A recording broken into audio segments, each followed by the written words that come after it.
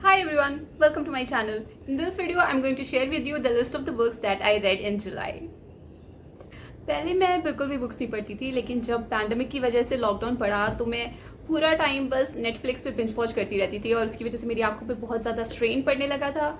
मुझे बहुत ज़्यादा हेडेक होने लगे थे और इंसोम्निया भी हो गया था। तो फिर मैंने सोचा कुछ चेंज करना पड़ेगा और मैंने नेटफ्लिक्स देखने की बजाय बुक्स पढ़ना शुरू किया और ये हैबिट थैंकफुली मैंने अभी भी मेंटेन की हुई है। तो मैंने सोचा कि मैं आप लोग के साथ शेयर करूँगी कि मैंने कौन कौन सी बुक्स पढ़ी इस मंथ में, ताकि आपको भी कुछ सजेशन मिल सके अगर आप भी कोई नई बुक ट्राई करना चाहे तो।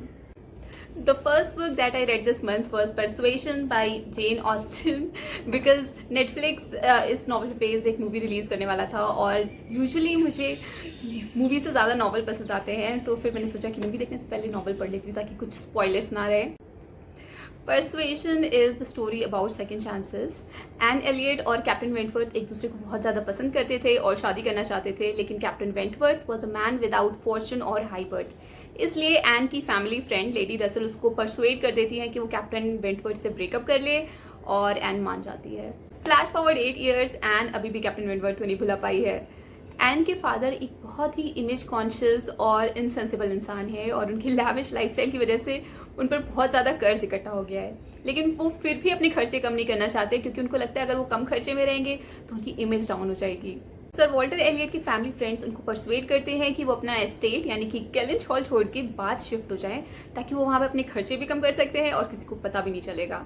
और इसलिए सर वॉल्टर एलियट केलिंच हॉल को मिस्टर एंड मिसेस क्ले को रेंट पे दे देते हैं और मिसेस क्ले के भाई हैं कैप्टन वेंटवर्थ। इस तरह कैप्टन वेंटवर्थ और एन एलियट वापस एक दूसरे की लाइफ में आते हैं और फिर आगे क्या होता है ये हमको अपने नॉवल में पता चलेगा।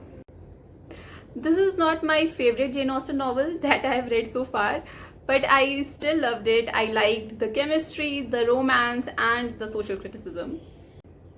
The second book that I read was The Starless Sea, और एक्चुअली मैंने इसको पढ़ा नहीं था, मैंने सुना था ऑडिबल पे। Starless Sea, written by Erin Morgenstern, is clearly one of my favorite books that I have read so far. मैंने बुक स्टार्ट ही की थी, तभी मैंने अपनी फ्रेंड को बोल दिया था यार ये बुक पढ़ के देख, बहुत अच्छी लग रही है। उसने पूछा क्या बात, किस बारे में बुक के, क्या अच्छा लग रहा है। मैंने कहा पता नहीं क्या है, अभी मैंने शुरू किया लेकिन यार बड़ी अच्छी लग रही है, पढ़ के देख।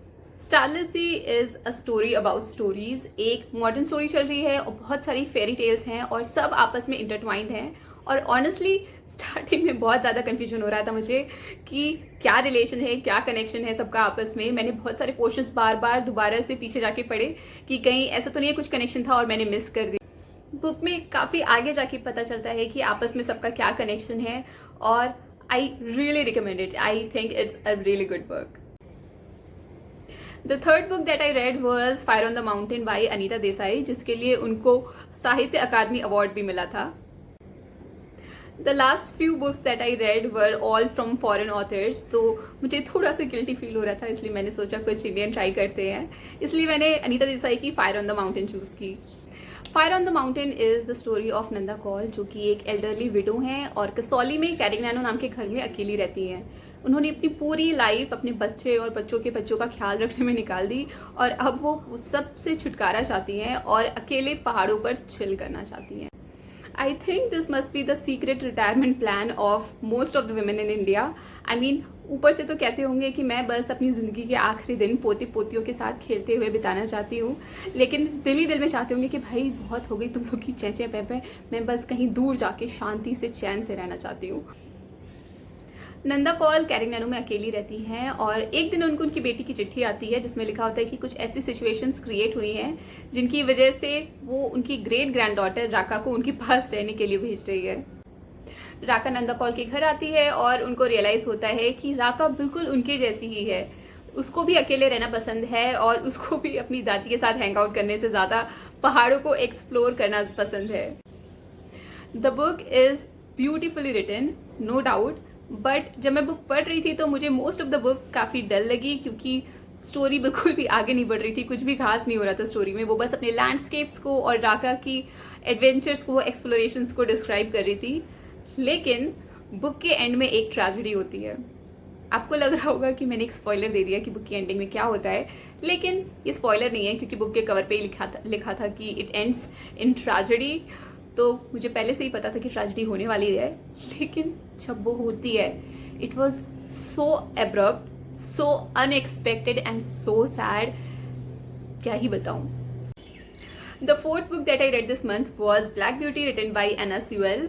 ये बुक उन्होंने अपने डेथ बेड पे लिखी थी to inspire kindness towards animals and it really shows. Black Beauty is the story of a horse name Black Beauty, और उसकी पूरी लाइफ में उसके साथ क्या क्या होता है, उसको अलग अलग तरीके के मालिक मिलते हैं, अलग अलग तरीके के केयर टेकर्स मिलते हैं, कौन उसको कैसे ट्रीट करता है, कैसे ट्रीट करना चाहिए, एनिमल्स को कैसे काइंडनेस और केयर के साथ रखना चाहिए, ये सब हमको इस बुक से पता चलता है। एंड आई थिंक ये बुक आपको अपने बच्चों को ज़रूर पढ़वानी चाहिए। इसलिए नहीं कि उन्हें लाइफ में आगे जाके कभी कोई घोड़ा दिखे तो उसको काइंडनेस के साथ ट्रीट करे, बल्कि इसलिए कि वो जानवरों को किसी माइंडलेस बीस्ट की तरह ना ट्रीट करे, बल्कि एक fellow living breathing feeling creature की तरह ट्रीट करें। Thank you so much for watching this video. I hope you liked it and I hope it was useful for you. Don't forget to subscribe to my channel if you'd like to watch more videos like this, and I'll see you later. Bye bye.